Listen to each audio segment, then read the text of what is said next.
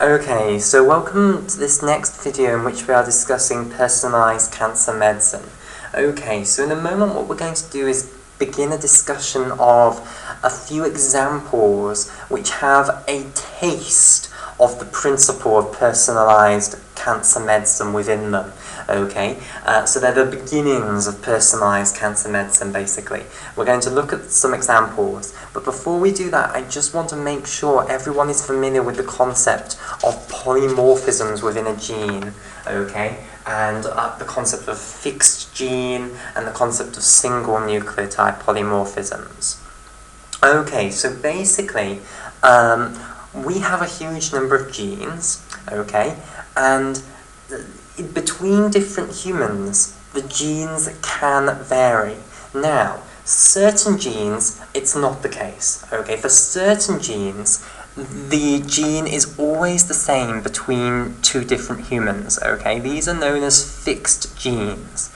So basically what I'm saying here is that if you look at a fixed gene between two different humans, what you will find is that it is identical, okay? So if you go through the sequence of organic bases in these fixed genes, it will be the same in whichever human you go to, okay? That is what's known as a fixed gene.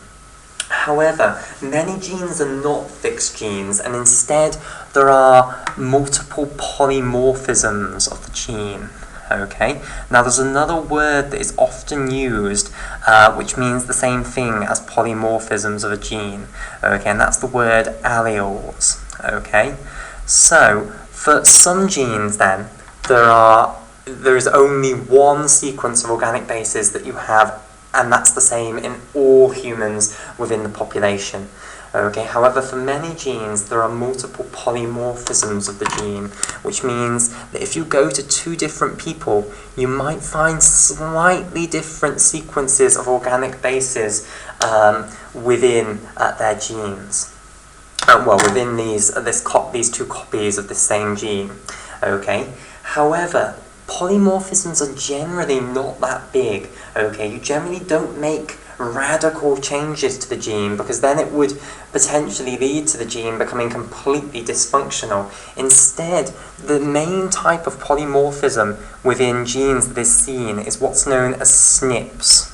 Okay, now what does this refer to? It does not refer to Scottish National Party. Instead, it refers to single nucleotide polymorphisms. Okay, so the S is for single, the N is for nucleotide, and then the P is for polymorphisms. Okay, so basically the idea here is that you have the main allele of the gene. Okay, so let me show you this. So I'll draw a picture for this. So let's say these two parallel lines here are going to represent two strands of DNA. Okay, and they're the two complementary strands. So this is a double-stranded piece of DNA here. Okay, and let's say we have this portion that I'm now boxing is going to be a gene. Okay, so I'll colour this in, well, highlight it in vivid purple here. Okay, right, so in the case of fixed genes, if this was a fixed gene, then the exact sequence of organic bases that you have all the way along this would be the same in every single human. Okay, but let's now say that it's not a fixed gene. Instead, let's say there are polymorphisms of this gene. Okay, now the main type of polymorphism that you will find is what's known as a single nucleotide polymorphism, or a SNP. It's pronounced SNP. Okay, and basically what this means is that you will have generally two forms of the gene. Okay, so I'll draw the other form of the gene here, okay, which might be present in some other person or potentially on the other homologous chromosome, okay, and this other allele of the gene will differ from this allele of the gene by only one nucleotide. So all you will have changed is one nucleotide pair. So let's say this pair here is going to be different here. Okay, so all you're going to change is one nucleotide pair in the entire gene. That's all you're going to change.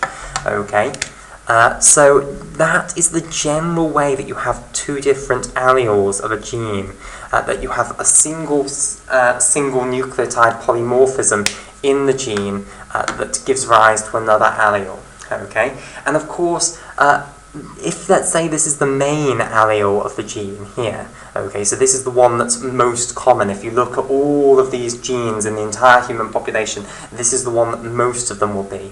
Then there are different there is the potential that there could be different single nucleotide polymorphisms in this. So this rarer allele here differs by having this base pair here changed to something else. Okay, and that's one single nucleotide polymorphism, so we call this a SNP of this main allele here. Okay, but there might be another allele. Okay, some genes will have more than just two alleles. Okay, there might be another allele here which is also gotten by changing just a single base pair in this main allele here, but it might be a different base pair to this one. Okay, so maybe let's say this base pair up here is the one that we're going to change, okay, in this allele here. Okay, so this will be another single nucleotide polymorphism of the main allele here. Okay, so that's how genes in humans usually vary. They usually vary only by having a single nucleotide changed from the main allele that is present within the human population. Okay, so that the proteins that all of these polymorphisms of this gene will produce are either going to be the same, because there is the possibility that this will be silent, okay, that when you make the mRNA with this new different organic base here, that the codon that organic base is involved in codes for exactly the same amino acid as the codon which this one did, because of the degenerate nature of the genetic code. Okay, but if it's not silent, then all that you will change is a single amino acid, and that might not change the protein that much. Okay, or it might change the protein only slightly. Okay, right. So that's the main way that you get these different polymorphisms of genes within the human population.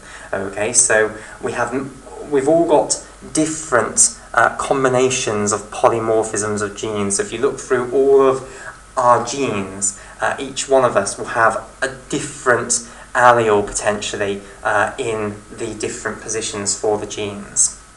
Okay, or rather we'll have a different combination of alleles for the genes. Okay, right, so that's the basic genetics that we're going to need. Let's now look at examples then of where we're beginning to get this principle of personalised cancer therapy coming to life. Okay, now the initial examples that we are going to see here are all about the pharmacokinetics rather than the pharmacodynamics. Okay, so what we're going to mainly see is examples of classical chemotherapy drugs that should not be given to people who have certain polymorphisms of genes that are involved in breaking those drugs down. Okay, so really what this first bit is going to be about is trying to avoid horrendous side effects. It's going to be about using genetics and genomics to predict whether someone will have a really horrendous reaction to a classical chemotherapeutic agent. Okay, so the first example then that we're going to do is the thiopurines. Okay, now there are two main examples of thiopurines that are used to treat cancer, which are thiaguanine, okay, and also 6-mercaptopurine, okay, which is often just abbreviated down to 6-MP, but in full this is 6-mercaptopurine. Okay, now these two drugs, thiaguanine and 6-mercaptopurine, are used to treat leukemias and lymphomas. So let me just make sure everyone's familiar with what a leukemia and what a lymphoma is. We'll start off with what a leukemia is. Okay, so leukemia is cancer that occurs in the bone marrow cells. Okay, so it's cancer of the bone marrow. Okay, now the bone marrow contains cells which are involved in creating the hematopoietic cells. And what does that mean? That means the cells of the blood, basically. All the cells of the blood. The red blood cells of the blood, the white blood cells of the blood, and the thrombocytes. Okay, now, leukemia is specifically cancer in the cells that are going to go on to create white blood cells. Okay, so let me draw a picture of this. So if we draw a bone here, so let's have some bone here. Okay, and it's just sort of like, it's drawn as a physiologist's picture rather than an anatomical picture. So here is a bone, and then down the middle of the bone, in the centre, we'll have the bone marrow. Okay, now, in the bone marrow you have a special cell type known as a hematopoietic stem cell. Okay, now this is involved in producing all of the cells that will make the components of the blood. Okay, so this is involved in producing red blood cells, white blood cells, platelets. It's involved in producing all of them. Okay, however, leukemia is not a cancer of hematopoietic stem cells. It's a cancer of cells that are further differentiated than hematopoietic stem cells. So basically, hematopoietic stem cells can produce, these things will divide, and the offspring of these hematopoietic stem cells, generally what will happen is one of them, okay, and if I'll draw this, so if we have a hematopoietic stem cell here, what will happen is it will divide, okay, like so. And generally what will happen is one of these daughter cells here will remain a hematopoietic stem cell. Okay, so that the population of hematopoietic stem cells remains the same. And the other one, the other daughter cell, can then go down the pathway onto differentiation. Okay, and very early on what will happen is this cell will have to decide whether it wants to form a white blood cell or whether it wants to form red blood cells or platelets or those types of things. Okay, so basically leukemias are cancers of cells further along than hematopoietic stem cells. So it's a cancer of one of these cells that has been produced by a hematopoietic stem cell but has decided to go down the route to become a white blood cell. So it's already got the programming now that means that it's going to make white blood cells. Okay, so basically what then happens is the cancer progression process happens in one of these cells that's on its way to making some type of white blood cell. Okay, this cell ends up over-dividing and becoming invasive and metastatic. Okay, and it starts chucking out these white blood cell precursors into the blood, basically. Okay, and that's what leukemia is all about. It's a cancer, basically, within the bone marrow that's formed from cells that are downstream of hematopoietic stem cells that are far enough along the differentiation pathway that they are now committed to becoming white blood cells. Okay, right. So that's what a leukemia is. Let's now do also the concept of a lymphoma. Okay, so a lymphoma is a cancer of lymphocytes. Okay, and specifically lymphocytes like to hang out in lymph nodes. So generally what happens is in a lymphoma you get a tumour of a lymph node. Okay, so let me just draw this. So I'll draw a lymph node here. So this can represent a lymph node. And lymph nodes are full of lymphocytes. Okay, so you have B lymphocytes and T lymphocytes in lymph nodes. So B and T lymphocytes.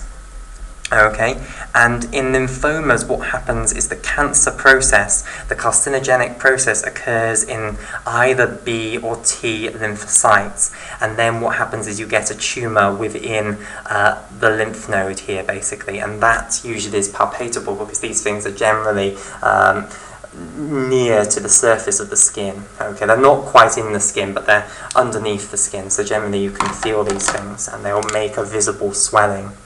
Okay, right. So that's what lymphomas and leukemias are. They both involve white blood cells, because remember, lymphocytes are all white blood cells. Leukemias are cancer of cells further they're cancers of cells that are further back in the differentiation process. Lymphomas are cancers specifically of lymphocytes, whereas leukemias are cancers of the cells that would make lymphocytes, but also those of other types of white blood cell besides just lymphocytes. Okay, right.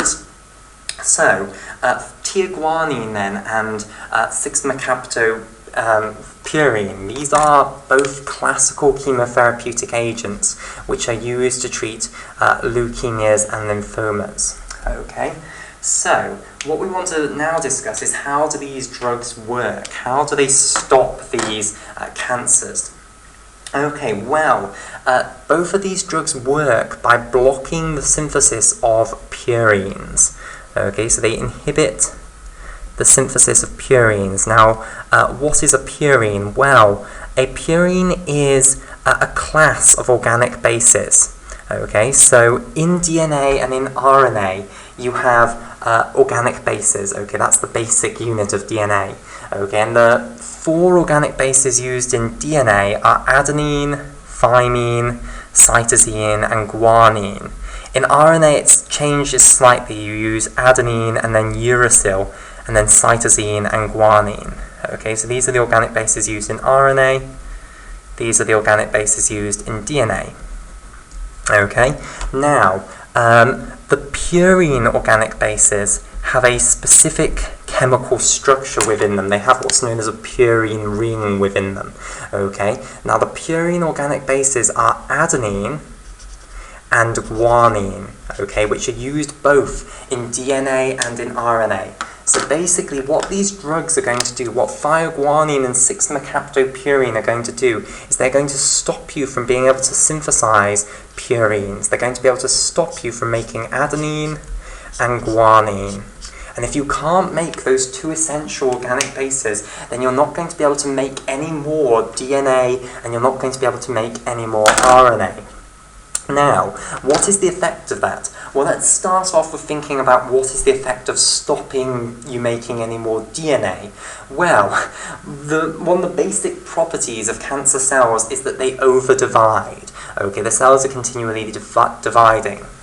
Every time a cell divides, when it goes from being 1 cell to being 2 cells, okay, it has to copy its entire genome, okay, so that both of the daughter cells have a copy of the genome. So it has to copy every single one of its 46 chromosomes. Therefore, it has to synthesize a huge amount of new DNA. We have just said that we have blocked all synthesis of new DNA because we no longer have any adenine and guanine organic bases.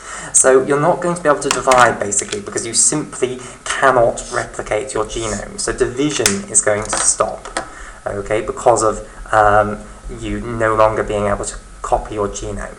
Okay.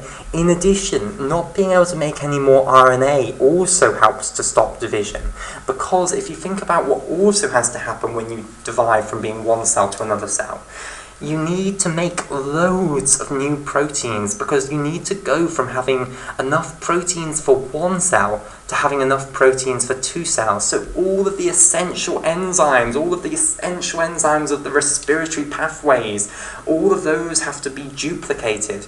All of the essential proteins of the signaling cascades, all of those have to be duplicated. Okay, so you have to make a huge amount of new proteins. Now, protein synthesis requires you to be able to make RNA, the central dogma of biology. DNA goes to RNA, goes to protein. If you cannot make RNA, then you cannot make more proteins, so protein synthesis is stopped as well, which is another essential component of division. Okay, so basically you completely stop the ability of these cells to divide. By brute force, you stop them from being able to divide. Okay, they are not nice drugs. So they stop these cancer cells from being able to divide, and that's how they halt the progression of the cancer. Right, okay, so let's then talk about a bit of pharmacogenomics, the pharmacogenomic correlate of all of this. So these drugs should not be given to certain people, basically. who have deficiencies in the enzymes that metabolize them. Okay, so let's talk about the enzyme then that is involved in metabolizing the thiopurines. So there is an enzyme known as TPMT. Okay, and I'll just move this up a little bit. Okay, and what this stands for is thiopurine, that's the TP, okay, and then there's an S which doesn't have a letter in this abbreviation, and then it's methyltransferase. And you might sometimes hear this just referred to as thiopurine methyltransferase. In full it is thiopurine S methyltransferase, but some people do refer to it just as thiopurine methyltransferase. Okay, now, thiopurine S methyltransferase is found all over the body, so it's not just an enzyme that's found in the liver, it's found all over the body. Okay, and basically it inactivates these thiopurine drugs. It detoxifies thioguanine and 6-mercaptopurine, so it stops them working. It metabolizes them so that they're no longer active. Okay, right, now, basically within the human population, the gene for thiopurine S methyltransferase has polymorphisms. Okay, so different alleles. Okay, and these different alleles have different activities, basically. So certain alleles of the gene for TPMT result in enzymes that are less functional. Okay, so if you have a certain genetic makeup, you will not have as much TPMT activity as other people. Okay, and if you are then given a thiopurine drug, the drug will not be broken down nearly as quickly and will remain in your blood for much, much longer and can cause severe side effects. Okay, the key severe side effect here is bone marrow suppression, which basically means that the bone marrow stops producing any new blood cells, basically. Okay, so you stop producing new red blood cells, you stop producing new white blood cells, you stop producing new platelets, which is not a good idea. Okay, so if these drugs remain in your blood for too long, it completely stops the bone marrow from being able to generate new blood cells, basically, because after all, these drugs stop division. To produce new blood cells, you need division. Okay, so basically, if you have polymorphisms in the genes for TPMT in your germline genome, which result in what's known as TPMT deficiency, okay, so lower TPMT activity, then you should not be given these drugs, basically. Okay, now I want to stress that TPMT deficiency doesn't cause disease, basically. It's perfectly natural, healthy variation that you find within the population. Okay, and these people do not have disease due to it. Okay, however, when you give them these drugs, they can't cope with it in the way that someone who didn't have TPMT deficiency would be able to cope with it. Okay, so what now is done is that before putting someone on thiopurine or 6-mercaptopurine, you do a TPMT check. You look at the genes for TPMT and make sure that the person doesn't have polymorphisms in the TPMT genes which result in TPMT deficiency. Okay, so you only want to give this drug to people who have good TPMT activity. Or, alternatively, you can still give it to people with TPMT deficiency, but you need to give it at a much lower dose. Okay, so this is an example of personalised cancer medicine, or at least it's a beginning example of personalised cancer medicine. It kind of captures the basic idea that you look at someone's genes, okay, and from that you can predict whether they're going to have adverse effects, adverse reactions to this drug, okay, and in this case it's really pharmacogenetics, because as I say, it's a single gene that you have to look at here, the 2 copies of the TPMT genes. Okay, you don't need to look at the entire genome for this. Right, okay, so that captures the basic idea that we can look to see who is going to have horrendous responses to this drug, basically. Okay, right, so let's now go on to another example then. Oh, actually, we can go into the back here. Right, So the next example that I want to talk about is the drug capecitabine, okay, which is actually a prodrug. Okay, capecitabine, when you take it, is converted in the body to another drug, which is 5-fluorouracil, 5-FU. So this stands for 5-fluorouracil. Okay, so capecitabine then is the prodrug for 5-fluorouracil. Now, 5-fluorouracil is used in a variety of different cancers. Specifically, some examples are it's used in breast cancer, okay, and also colon cancer, colorectal cancer. Okay, right. Now, how does the drug work then? Well, it works it actually works in a very similar way to the way that 6-mercaptopurine and thiopurines work, okay, but with a different twist. 5-fluorouracil inhibits the synthesis of thymine, the organic base thymine, rather than the purines, adenine and guanine, which was the case for the thiopurines. Okay, so how does it do this? Well, it inhibits an enzyme known as thymidylate synthetase, okay, which is involved in producing the organic base thymine. So thymidylate synthetase, and this means that thymine goes down. So if we go back to our picture here are the organic bases used in DNA and RNA. Thymine is actually only used in DNA.